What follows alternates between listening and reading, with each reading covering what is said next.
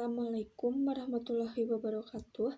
Perkenalkan, nama saya Sinta Sapari dari kelas 10 OTKP 1.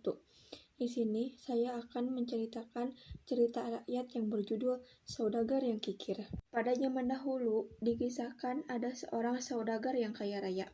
Ia hidup di sebuah desa. Ia adalah orang yang sangat kaya raya di sana. Aku sakit, aku akan meminjam uang kepada saudagar kaya itu, ucap salah satu penduduk dengan panik. Jangan, kau hanya akan dipermalukan di sana. Kalaupun tidak, kau akan terjerat utang-utang, balas penduduk yang lain. Namun, penduduk itu tak tahu lagi bagaimana cara ia mendapatkan uang. Ia pun memberanikan diri untuk menghadap ke saudagar kaya itu. Aku tak akan membantumu, ucap saudagar itu dengan sombong. Saat penduduk itu datang meminta bantuannya. Baiklah tuan, jika begitu izinkan aku meminjam uangmu. Anakku membutuhkan pertolongan, pinta penduduk itu. Dengan apa kau akan membayar utangmu? Ucap saudagar itu yang masih sombong. Aku akan bekerja tuan, jika aku memiliki uang, aku akan langsung membayarnya, ujar penduduk itu.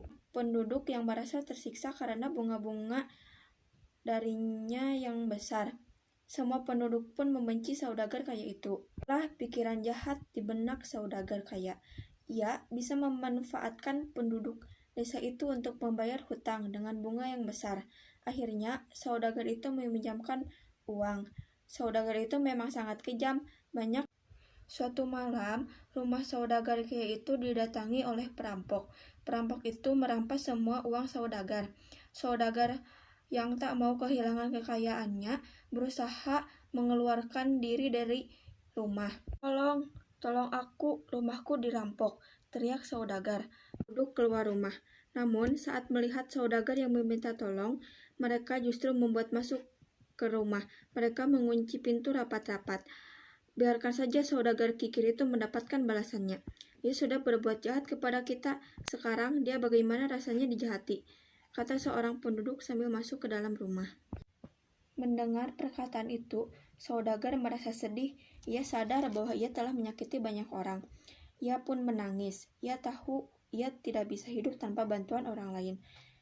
Harusnya ia membantu orang lain dengan ikhlas agar ia juga mendapatkan bantuan saat ia membutuhkannya.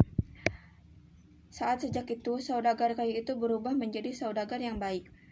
Tak lagi memberikan bunga yang besar dan membantu dengan ikhlas jika penduduk lain yang meminta bantuannya. Sekian dari saya. Wassalamualaikum warahmatullahi wabarakatuh.